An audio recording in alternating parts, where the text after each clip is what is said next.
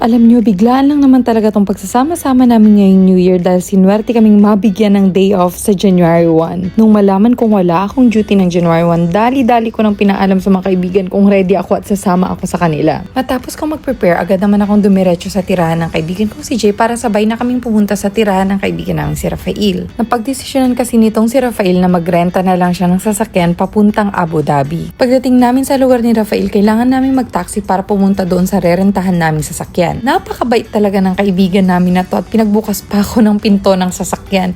At tignan nyo naman tong dalawang to, napaka-sweet nila. Nag-uunahan pa sila kung sinong magbabayad ng taxi. Kaya na gusto ko makapagsiksika, sabi ko na lang, sige ako na lang mamaya pabalik. Ito na nga pala yung sasakyan na rerentahan namin.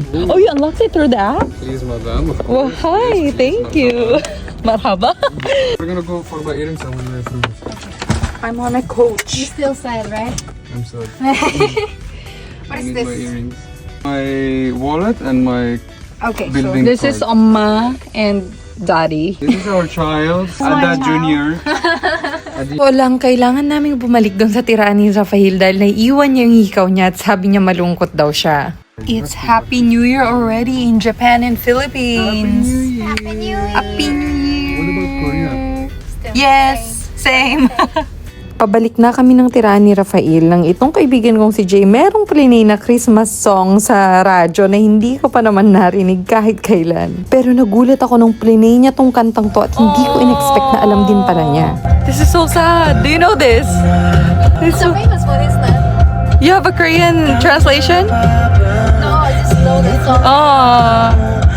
Ang cute-cute niya. Sunod naman na plinay niya yung paborito kong K-pop group, Twice. Come on, be my love, baby. For me, man.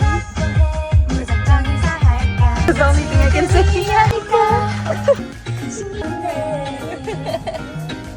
Sa totoo lang, nagutom na kami nitong si Jay kaka-music trip dito. Kaya inas namin si Rafael kung pwede ba kaming mag-McDonald's. Pero dinalahan na niya kami ng sandwich wrap. Ang bait niya. Egg sandwich. Perfect for us. Egg girls. We eat eggs a lot. I think we should just Girl, go Jay. Go. eat first. How about you? You're having headaches. I'm the Cheers! Oh my God, I'm so hungry. At ayan na nga, we are officially on our way papuntang Abu Dhabi para mag-celebrate ang New Year and somewhere in between, sharing jokes, backtracking, sharing music, enjoying our favorite songs. At higit sa lahat, while on our way bago mag-midnight, may nakita kaming mga fireworks sa daan kung saan na-feel namin lalo at na-excite kami sa paparating na taon. And we cannot even be more grateful na ganito ang magiging start ng 2026 kasama ang mga kaibigan kong malapit sa puso ko, mga kaibigang may positive impact sa buhay ko. And so bago namin ang simula ng gabi, kumain muna kami ng buffet dahil kasama yon sa entrance fee na binayaran namin. Nag-enjoy kami with unlimited food and drinks, and before New Year's, nag-distribute sila ng mga hats, ng mga torotot at mga funny glasses for the New Year's. And ito na nga, us enjoying the New Year.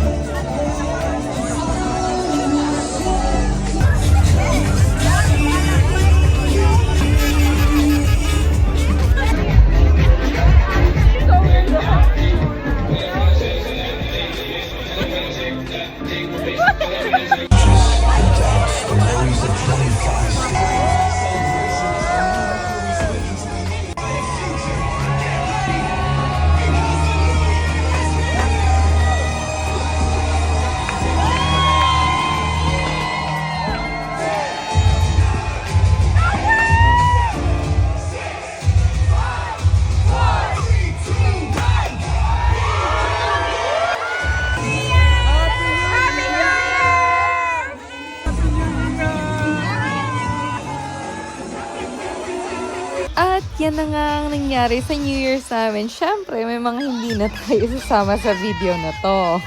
And that is the rest of the New Year's Eve. Sobrang na-enjoy ko to. Ang saya talaga lalo ng pag mga bigla na. I'm sure everyone can attest to that. And I think ito na yung end ng ating video dahil gutom na rin kami nung time na to at babalik na rin kami ng Dubai para makapagpahinga.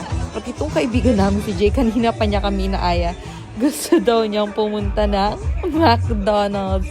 So ito, pumunta kami ng McDonald's bago umuwi para makakain dahil gutom na kami kakasayaw. Yun lang!